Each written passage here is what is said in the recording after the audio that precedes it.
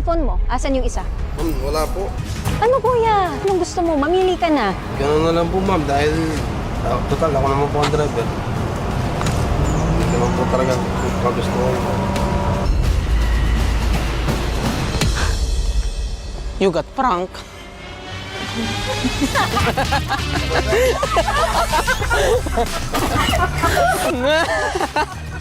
Dito ko, kuya. You got prank. I got you. Ko. Ibalik niyo na yung kotse. Ala, Jen, tumama yun. Kuya, si Jen yun.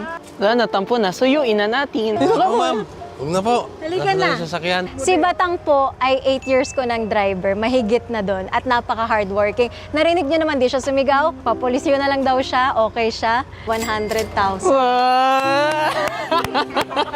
Sorry. Alam ko naman wala kang gagawin ever sa mga kotse. Ayaw mo, akin na lang.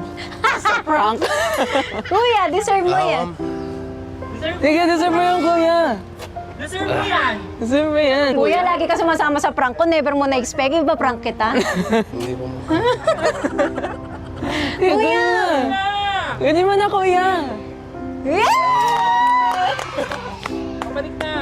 Pabalik na yung kotse. Si Hash naman kumuha, kuya. Kalma ka lang.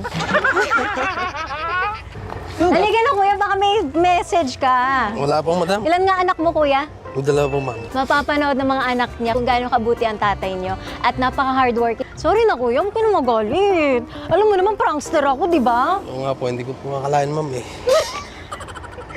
Ayan, prankster din yan eh. Di mo napapanood, no? Hindi nga po, ma'am. You got prank.